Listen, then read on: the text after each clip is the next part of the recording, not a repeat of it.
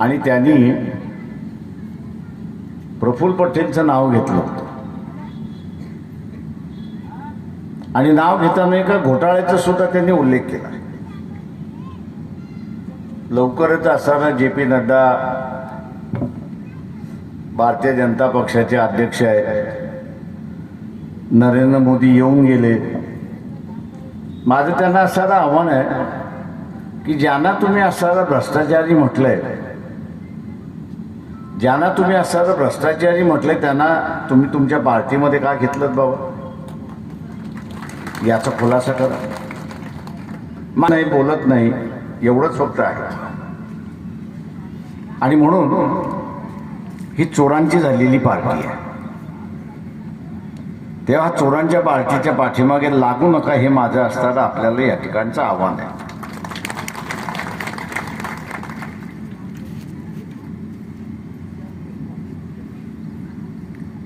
ही नुसती चोरांची पार्टी नाही, ती अशी परिस्थिती आहे.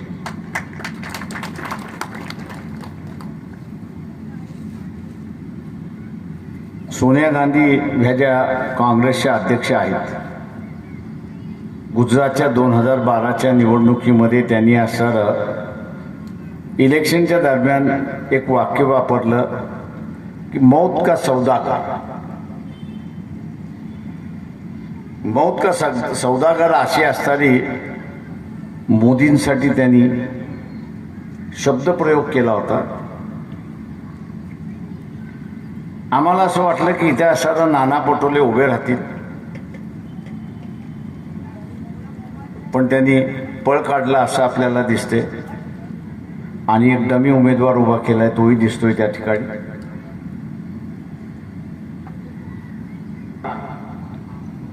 हा सगळ्यात मोठा घोटाळा आहे. ज्या औषधं बाजारामध्ये यायला नकोत आणि ज्याच्यावरती बंदी घालण्यात आली होती, डिपार्टमेंटने म्हणजे अन्न, त्याला आता बाजारामध्ये दिसायला लागतात. का दिसायला लागली? तर त्यांनी इलेक्शनचे जे बॉन्ड आहेत ते इलेक्शनचे बॉन्ड खरेदी केले आणि भारतीय जनता पक्षाला डोनेशन दिले, करण्यात आली. आणि आपण असाला बघतो की आता माणसं पटापटा मरायला लागली, तशी परिस्थिती आहे. बंदी केली होती, यायला लागली. आम्हाला खात्यामध्ये पैसे यावेत, आपल्या पक्षाच्या खात्यामध्ये पैसे यावेत म्हणून असणारं ड्रग्ज हे माणसं मारत जरी असेल तरी ते असणारा बाजारात आणायला तयार आहेत. अशोटी बसवणार का, हा माझा असणारा खरा सवाल आपल्याला आहे. काय बातमी आली नाही पाहिजे याचं सुद्धा नियंत्रण केलं जातं अशी परिस्थिती. तेवढा इथला मतदार सुद्धा गुन्हेगार आहे, हे आपण लक्षात. RSSचे असणारे स्वयंसेवक आहेत. मी त्यांना म्हणतो की तुम्हाला लाज वाटली पाहिजे. का लाज वाटली पाहिजे? तर हेच सरकार उत्तर देते, हेच सरकार उत्तर देते की ज्यांची मालमत्ता 50 कोटी आहेत, यांनी भारतीय नागरिकत्व सोडलं आणि परदेशामध्ये निघून गेलं.